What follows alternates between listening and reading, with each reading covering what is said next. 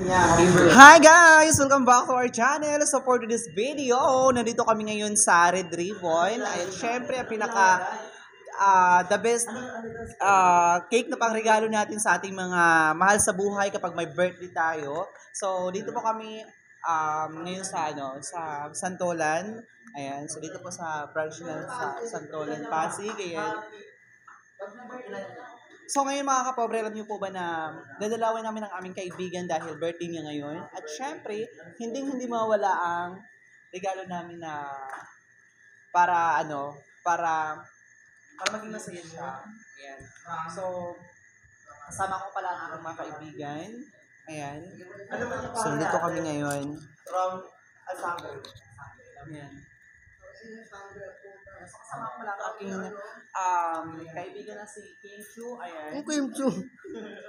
Ayan. So, ito nga pala si Clara, si John Clara. Ayan, hello. Kumusta naman ang biyahe mo papunta dito? Nakakapagod. Nakakapagod. So, hindi ka naman na-traffic, gano'n? Hindi naman. Ayan. So, anong balak mo mamaya pagdating natin dun sa birthday boy?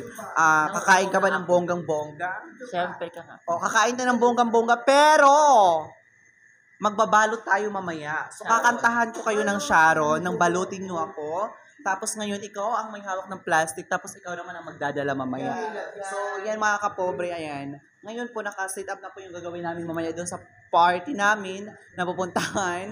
Ayan, so shoutout ka pala sa lahat ng mga Bisaya, diha. Ayan. So, ito nga pala si Nino, yung aming finance. Ayan. Hello. Oo. Siya po yung coordinator namin ngayon sa Unilove. Hello. Kumusta naman po yung yung pagtatrabaho dito sa Unilove?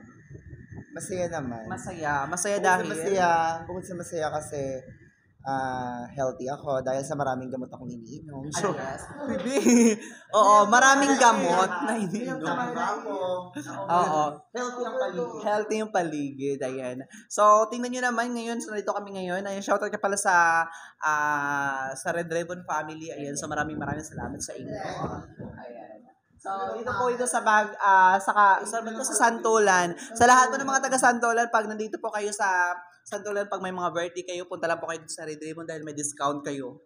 Chares! Joke lang. So, ayan, maraming salamat po sa lahat ng mga nanonood, sa lahat ng mga followers ni Pobrehanong Vlog. Ayan, so sa mga nagpapa-shoutout, hindi ko pa kayo maisa-isa dahil sobrang busy talaga ako sa aking trabaho at syempre, sa pagbablog na rin. So, abangan nyo lang yung mga nagpapa-shoutout dyan, abangan nyo na lang yung mga videos na i-upload ko dahil talagang magugulat kayo dahil marami pang ganap mamaya. Ayan.